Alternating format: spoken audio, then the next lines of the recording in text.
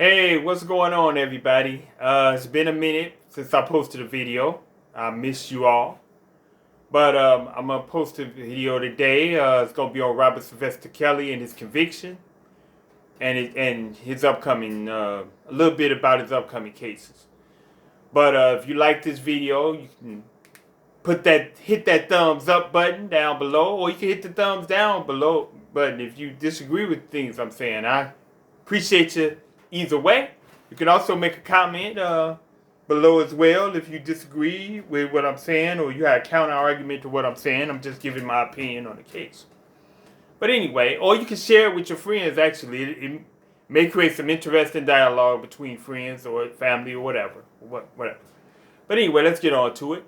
Robert Sylvester Kelly, as we all know, a couple of months ago was convicted of racketeering charges and Mann Act charges and everything else in New York federal court, the Eastern District of New York federal court.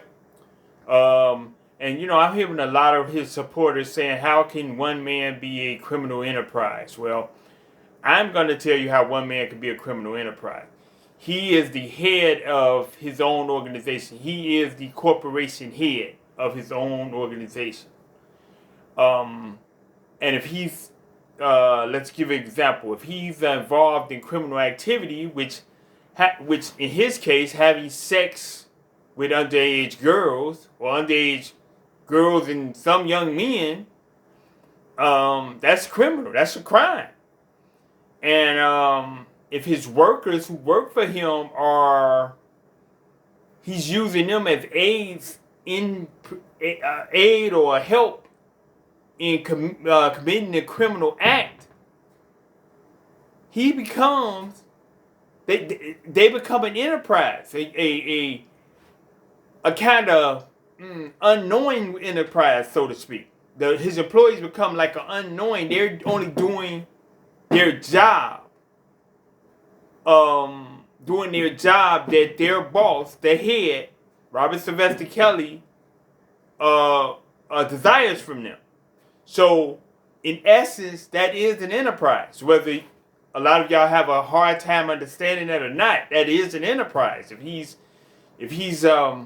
asking or requesting you to do certain things as an employee of his, so he can administer his crime or do his crime or proceed to do criminal activity, that is an enterprise, and he's the head of that enterprise.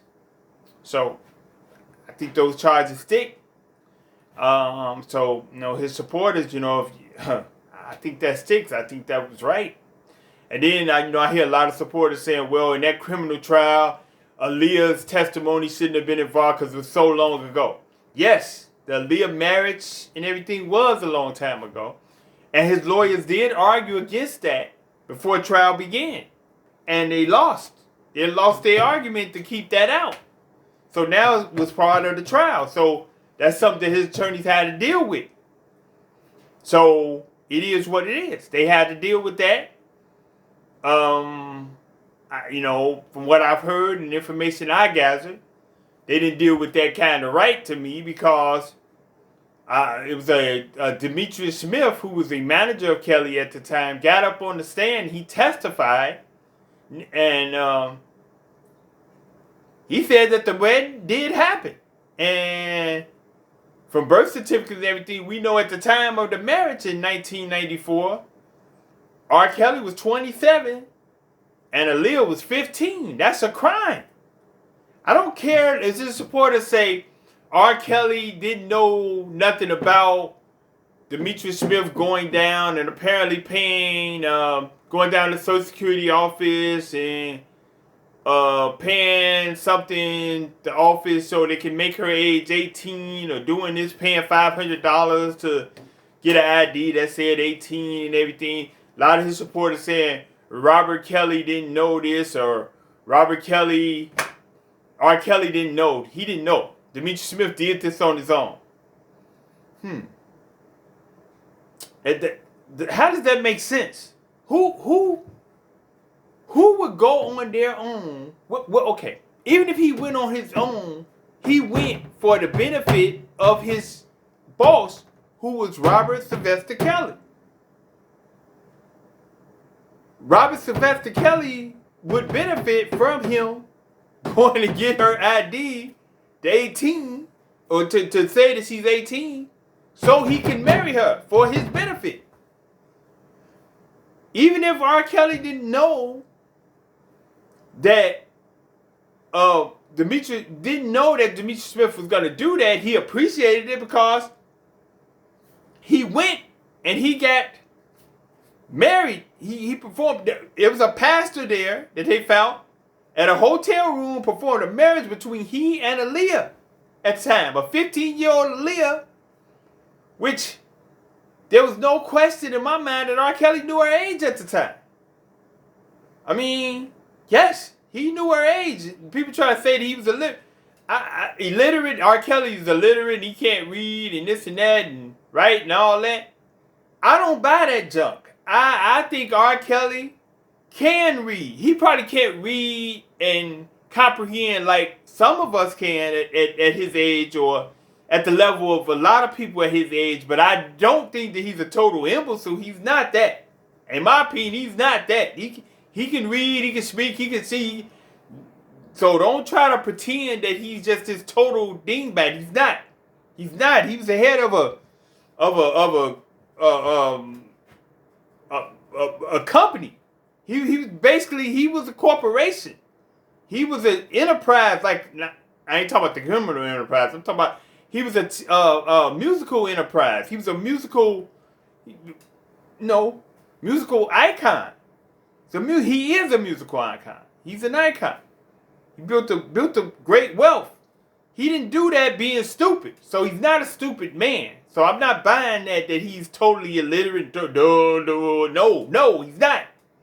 Like I said, he may not be at the level of most people his age as far as reading, but I believe he can read. I believe that to the fullest, and I believe he can understand and comprehend pretty good as well.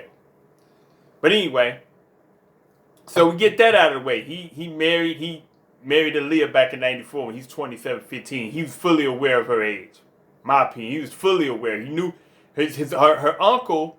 Well, Demetrius Smith was his tour manager, but her uncle, Aaliyah's uncle, at the time was R. Kelly's personal manager. So he knew, and his personal manager, Barry Hankerson, that was his personal manager at the time he married Aaliyah. So he met Aaliyah through his manager at the time, Barry Hankerson, who was Aaliyah's uncle. So I'm pretty sure Barry Hanks, he knew how old Aaliyah was. That shouldn't even be a question. But anyway, let's moving on. He was convicted for the crime of racketeering. Moving on, he's convicted of racketeering in the Mann Act in New York, in the Eastern District of New York, on federal charges. Now he has gotten hired Bill Cosby's appeal lawyer, Bo Jean, the woman Miss Bo Jean. I can't remember her first name at this time, but Miss Bo Jean. That's what I know her last name to be. She was Bill Cosby's appeal lawyer, who got him off, who was very instrumental in getting him out of jail. So a lot of R. Kelly supporters believe that she's gonna do the same thing for Robert Kelly. But I would like the supporters to let me know on what issue or what basis do they believe that she's gonna be able to argue to get Robert Kelly released out of that federal trial. Well, I mean, what argument is she's gonna use? I'm kind of interested in how she's gonna argue the appeal. It's just interesting to me. I mean, that's just interesting. If y'all have any opinions of how you believe she's gonna argue the case, I mean, I'll be, I'm open to hear them. Y'all put them in the comments below. Yeah, who knows? But I'll tell you one thing. I mean, I think the supporters are putting too much energy into this appeal one way or the other, because I believe if he so happens to get off on this appeal argument, they're going to come back after him. I don't think they're just going to let him just go and fly into the wind or ride off into the sunset. I think they're going to file again against him. I truly believe that. I truly believe it's like a lose. I mean, it's a no-win situation, I think. It's a no-win situation. I think even if he finds a way to get released on this appeal, they're going to come back for him. And so, and they're going to clean up what got him off on appeal. And I say a big if, because I believe that he has a nil to none chance of getting off on appeal of that case. But I'm not against him for appealing. I applaud the brother for appealing. If I happen to did something to get me in trouble or get a conviction, I'm gonna appeal. Even if I know that I'm guilty, I'm gonna appeal. I don't knock anybody that appeal. You don't have nothing to lose at that point. You've been convicted, so yes, I would advise anyone who's convicted of something to file an appeal if you can. Exhaust all possibilities that you have of getting out. So I'm not knocking his right to appeal. He should appeal. Like I said, exhaust all possibilities. You can get out, you can get out. But like I said, I think he got a nil to no chance of getting out on appeal. So, but I hear supporters, they're fired up. Miss Bo Jean is gonna get Robert out. This Bo Jean is gonna get him out on appeal. Robert's coming home. He's coming home for Christmas. Coming home. He's gonna fly right in. My opinion, no, he's not. So I hate to break it to y'all. No, he's not. He's not coming home. He might as well get used to that pen right there. But I go on. I want to just say nothing to the other supporters. Instead of worrying about this appeal and trying to get him out on this federal charge, he got at least 3 more trials coming up. 2 in Chicago and 1 in Minnesota. The 2 in Chicago is the one that I think a lot of y'all, in my opinion, should be focusing y'all attention on, because that's not about racketeering or Mann Act or nothing like that. That's about sexual abuse directly. Sexual abuse of minors.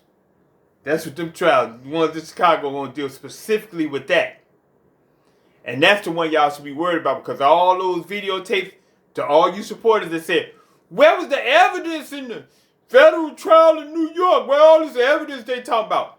That's where you likely to see some of that evidence y'all been talking about in those videotapes. You know what videotapes I'm talking about, the explicit ones. That's where y'all may see them videotapes at, And it's not looking good for them in them Chicago cases at all. And that's where I believe a lot of y'all energy should be focused on. But hey, y'all want to sit up and talk about an appeal in New York of racketeering, that's fine. But you got some Chicago trials. You got bigger fish to fry, basically. Them Chicago trials is going to be a burner and a scorcher. And it's going to be a harsh reality. And that's going to be a hard appeal for them to face there. But, hey, no one's here or there, but y'all can focus on what y'all focus on. But it's disheartens me, because being from Chicago and seeing R. Kelly rise, he was he was like an inspiration to me. I enjoyed his music. I enjoyed him performing. I thought he was great, very talented. And it was just like, wow.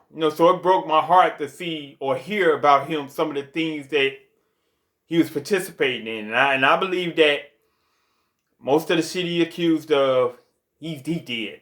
In my opinion, most of the shit he's accused of, I believe he did. I've come to the realization. It's sad. I feel hurt. It hurts me to even say it. And I tried to deny it for a while when it first came out, but then it's just like, it was just overwhelming. It became overwhelming. It's like pieces of a puzzle. When you put the puzzle together, it points to guilty as sin. In my opinion, he is so guilty. He is so guilty of these crimes. It's crazy. So guilty. I mean, some of the other arguments that some of his supporters make is that these girls wanted it. These girls wanted it. These girls was hot in the pants. They were sluts. They wasn't nothing. They wanted it. They wanted to do it. They wanted to give it to R. Kelly. All of that may be true. They may have been hiding the pants. They might have knew what they were doing, knew what they were getting into. But there's something called laws where I, the man down the street, the man over here, Robert Sylvester Kelly, grown ass men, it's illegal for us to have sex with girls under a certain age. So if that rule applies to me as a grown ass man, why does it apply to Robert? So in essence, Robert had the responsibility of saying, hey, go home to your parents. Go home to the mall, little girl. Go on somewhere with your little ass. That's what he had the responsibility. But in most of these cases, he didn't do that. So no matter how high in the pants they were and how they came at him, he failed as a grown up person as he is. He failed his responsibility. And that is why he's in the trouble he's in now. It's plain and simple. Plain and simple. The law states in black and white, you as a grown individual legally cannot have sex with this girl that's under this age. Under this certain age, stated age in each state. There's different age limits for different states and different qualifications, but there's why laws are in place to keep structure. And this is a law case. He's in a case because he broke the law. They're claiming he broke the law. So what are we doing? What are we talking about? I mean, do y'all know that by y'all saying that these girls know what they were doing and this and that, and it was a setup? Do y'all know what y'all talking about? Y'all are disingenuously admitting that Robert Kelly committed the crimes. That's what y'all doing.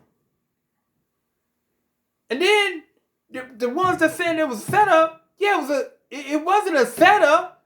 Robert Kelly set himself up. He knew they were underage and he set himself up. Plain and simple.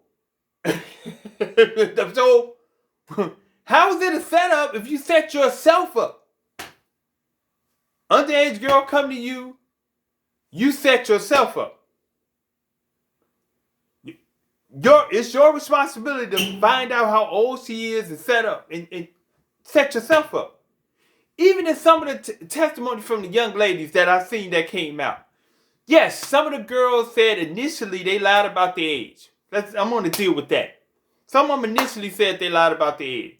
Now, if a girl lies about her age and you as a grown person has sex with her, I would agree with you supporters. Yes, he had sex with her under false pretenses because she said she was 19 when she was actually 16. Or she produced the ID that she was 19. So under false pretenses, he had sex with her. But in all those girls' testimony, which was unrefuted, once he learned their actual age, he continued having sexual relations with them. That's when you get into the criminal element. See, if it was just the girls lied about their age, he had sex with them under false pretenses, I'm with y'all. I'm supporting our case. Oh, it's a setup. I'm with y'all. I'm basically with y'all supporters. Yes, it's a setup.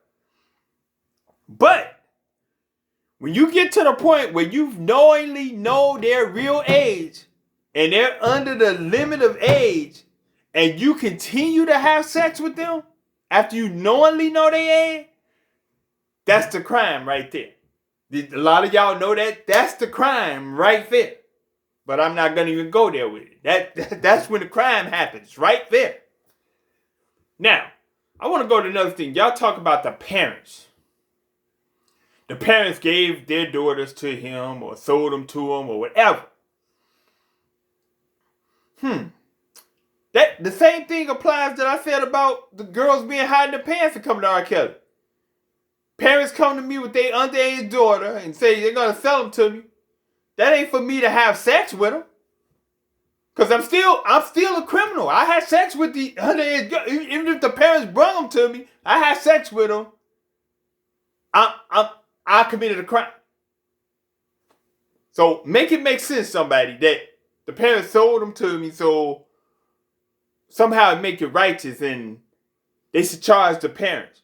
Well, if they're charging the parents for giving them to me accepting them and having sexual relations with them, I'm a criminal too, then. So, again, y'all disingenuously admitting that Robert Kelly is guilty.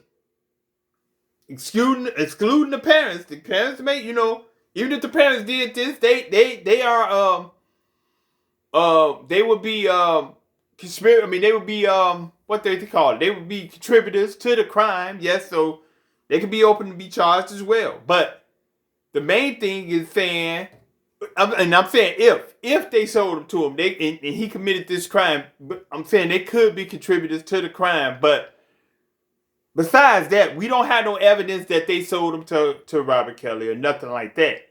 But still, even if they sold him to it, Robert Kelly had sex with these girls. Robert Kelly, let me just talk to you supporters one thing. From what I've seen, R. Kelly has never denied he's had sex with these girls, the majority of these girls. He's never denied that he's had sex with most of these girls. It was always the parents were trying to get him for money, or so and so. Parents were trying to hold him up for money. So let me just say one thing. If the parents tried to sell their kids to you, their underage daughter to you, why wasn't your response, no, y'all ain't catching me up like that? Y'all going somewhere with that and report it. Why Robert Kelly didn't report it to the authority? Hey, Mr. So-and-so and Mrs. So-and-so trying to sell their underage daughter to me. Why he didn't do that? He's a grown man. He could do that. Be a responsible man. He trying to sell their daughter to me. They trying to do it. Not one claim of that. No claim filed by Robert Kelly of that. Very interesting. Let that sink in. Now one filing with the authorities of Robert Kelly saying these parents trying to sell their daughter to me. Make you think, doesn't it? It make you think. So what I'm saying though is to sum it up a little bit, what I'm saying is Robert Kelly, he got some bigger problems ahead, and I think a lot of his supporters should be, thinking about that, and they put their attention to that, because it only gets worse from here, I believe. And I like I said, I believe that he's did most of what he's accused of. Unfortunately, and I hate to say it, but I believe he's guilty on most of this stuff. He's guilty of doing it, and he's trying to divert it to someone else, and try to place the blame on everybody but himself. And in actuality, he himself caused most of this misery that he's going through now. It's just coming back. It's just coming home to roost. His problems, what he put out, the energy that he put out, is just coming home to roost. That's all it is. And I just, and it's a sad story. I take no glee in saying this, my opinion. I take no glee or happiness in this. I feel kind of down, because it makes me kind of feel bad. Feel bad for him in a way. I kind of feel bad for him in a way, but at the end of the day,